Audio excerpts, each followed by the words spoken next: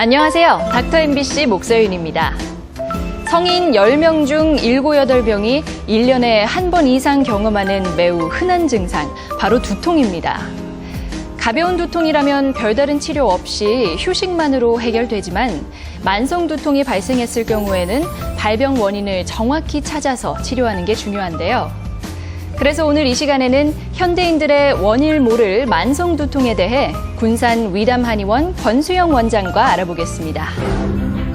다양한 원인에 의해 발생하는 두통, 원인에 맞게 치료하는 것이 가장 중요합니다. 한의사 권수현 원장과 함께 담적병과 만성 두통에 대해 이야기합니다.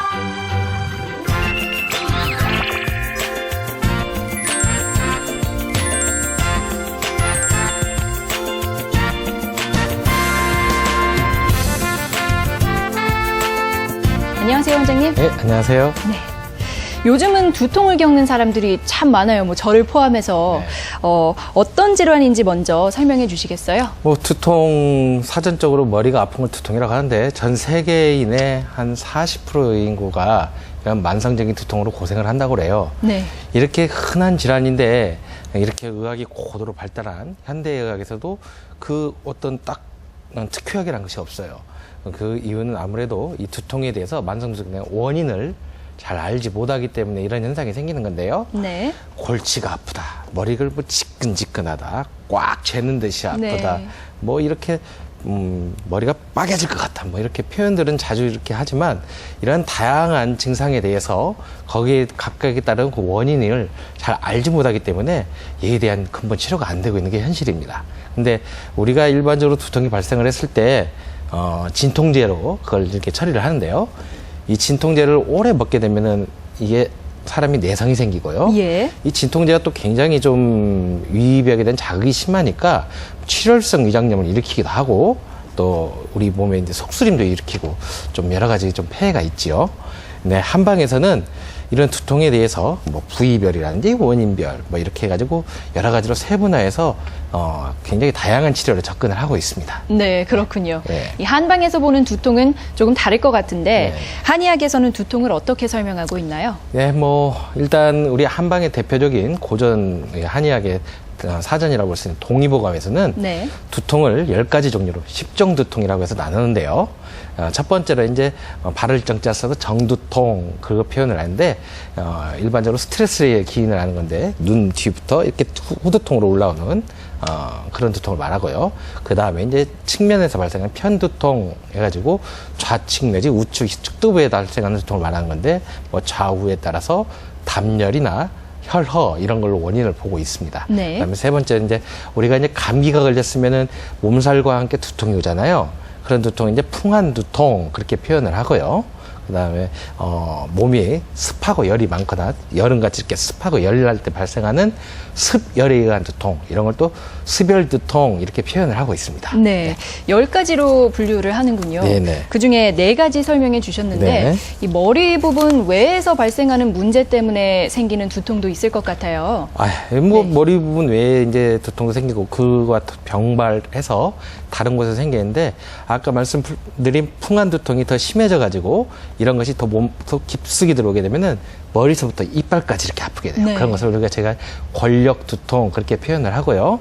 그 다음에 이제 우리 몸에서 이 음식을 섭취를 했는데 음식 섭취한 것이 잘 소화가 안 돼서 뱃속에서 이 찌꺼기가 쌓였다. 이런 게 찌꺼기가 쌓였다는 것을 우리가 이제 담이라고 표현을 하는데요. 네. 이런 담적 독소가 위로 올라가서 머리를 싸듯이 이렇게 아픈 두통을 담골두통이라고 말을 하는데 우리가 말하는 만성 두통의 대부분이 여기에 해당다. 그렇게 보시면 될 것 같습니다. 네. 그 외에 이제 몸이 많이 피곤하고 허했을 때 그 기운이 이제 올라와가지고 아픈 두통, 이걸 걸 기골두통이라고 하는데 몸이 허하니까 아무래도 귀에서 이명증도 생길 수가 있고 눈 옆 관자놀이나 굉장히 많이 아프죠.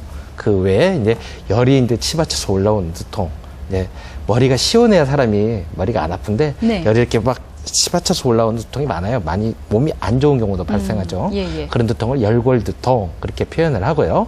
그 다음에 이제 비가 온다든지 이렇게 날씨가 흐린다든지 또는 이제 몸에 습기가 많았을 때 이럴 때 생기는 두통을 또 우리가 습골두통 그렇게 표현을 하지요. 그 외에 제가 지금 다 말씀드렸나요? 한 가지 빠졌죠. 지금 네. 뭐 이제 마지막으로 정말 우리 머리에 있는 뇌가 아파서 생긴 두통, 진짜 두통이죠. 진두통이라고 하는데요. 이 진두통은 뭐 뇌종양, 뭐 아니면 뇌출혈, 예. 뭐 이런 식으로 뇌 자체에 병변이 있을 때 발생한 두통입니다. 이렇게 두통이 여러 가지로 이렇게 나눠지지만 아까 말씀드린 감기로 인해서는 두통, 뭐 풍한 두통이나 뭐 권력 두통 내지는 뭐 뇌에 있는 진두통 이걸 빼고 뭐 기골, 습골, 담골 또 열골 그다음에 뭐 그렇다 이런 정두통, 편두통 이런 두통들은 결국에서 이렇게 보게 된다면은 우리 몸에 이 소화기가 잘 안 돼가지고 소화가 안 돼서 생긴 담에 의해서 생긴다 그렇게 볼 수가 있습니다. 네네. 상당히 많은 종류를 설명해 주셨는데 네. 그중에 이제 담적으로 인한 네. 두통이 대부분이라고 하셨어요. 네네네. 이 두통은 어떤 특징을 갖고 있죠? 그러니까 이 소화기계 이상으로 생기는 이 담으로 인한 담골 두통이 가장 대표적이라고 했는데요. 아무래도 소화가 안 되고 이 담이 몸에 쌓이다 보면 몸이 전신적으로 무겁죠. 괜히 네. 축 처진 듯이 무겁고 혈액순환이 잘 안 돼요. 그러면 손발이 차가워요. 사지골랭이라고 우리가 표현을 하는데 손발이 굉장히 차고 안 좋죠. 그리고 이런 두통이 있게 되면은 머리가 어지러움증도 동반을 해요. 뭐 머리가 어지럽다는 얘기는 이 두통의 원인이 되는 이 담적 독소가 상승을 해서 이제 귀 내이 쪽 우리 균형주추의 기능을 떨어뜨려 버리죠. 그런 부분에 의해서 어지러움증까지 동반하는 두통이 되고요. 또 특징적으로 이 눈썹 주변, 네. 우리가 이제 미릉골통이라고 한방 쪽에서 말을 하지만 이 눈썹 주변에 또 통증이 많이 오는 경우도 많이 있습니다. 네, 그렇군요. 저도 흔히 경험하는 증상인데 네네. 두통이 있으면 많이들 진통제 복용하잖아요. 네. 이런 담적으로 인한 두통일 때도 진통제를 사용하는 게 효과가 있나요? 이 진통제 아까 제가 서두에도 말씀드렸지만 진통제는 결국은 우리 신경 조직에 작용을 해서 통증을 잊게 해주는 일종의 마취제다 그렇게 보시면 되겠습니다. 네. 이런 만성 두통은 그 원인이 제거가 되지 않으면은 두통이 계속 꾸준히 이어지기 때문에 진통제를 먹게 되면은 그 증상이 잠깐 잊혀지겠지만 진통제의 약효가 끝나면은 다시 그 두통이 발생을 하죠.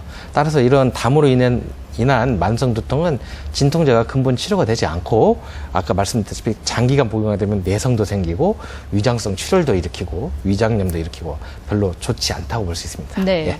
결국 진통제를 사용하는 건 그냥 일시적으로 나아지는 건데 그러면 이 두통을 어떻게 치료하나요? 네, 이 담적으로 인한 두통 이거는 결국은 아까 말씀드린 소화기계의 이상으로 인해 생긴다 말씀드렸기 때문에 먼저 이 소화기계의 치료가 선행이 돼야겠죠. 네. 예, 소화기계의 이상으로 인하여서 음식을 섭취를 했을 때 이 음식이 소화가 안 되고 위벽에 끼게 되는 이 찌꺼기 이걸 우리가 담이라고 표현하는데요. 이 담적 독소가 위장에서 발생을 해서 뇌로 가서 생기는 두통이 이런 담으로 인한 만성 두통이거든요.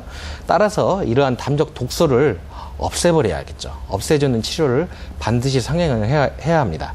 이런 담적 독소가 없어져야만이 또 소화기계가 활성화되고 이런 독소가 또 생기지도 않거든요. 네. 이렇게 이 독소를 없애주는 담적을 치료해주는 치료를 선행을 해야 하고요. 그와 동시에 우리가 이 독소가 올라가는 길목을 따로 침이나 이런 한방 치료를 치료해야 되는데요. 가장 크게 많이 몰리는 게 이 후두부예요. 네. 일반적으로 만성 두통 갖고 계신 분들이 양쪽 어깨나 이쪽이 많이 뭉치시거든요.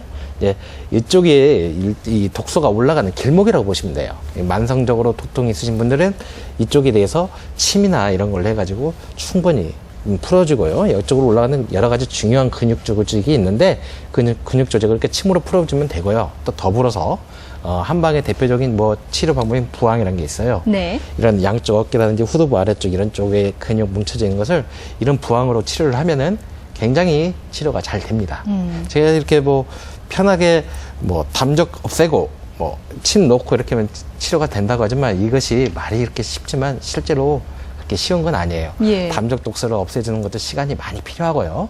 또 침 치료도 담적 독소를 이렇게 좀 풀어줬다고 하지만 다시 독소가 없어지지 않으면 다시 뭉치고 그렇기 때문에 이 두 가지 치료는 서로 병행을 해가지고 네. 수개월 동안에 좀 장기간에 걸쳐서 근본적으로 독소를 없애면서 통증을 다스리면서 이렇게 치료를 해야 할 것 같습니다. 네, 그렇군요. 조금은 끈기 있게 치료를 받는 게 네. 중요한가 보네요.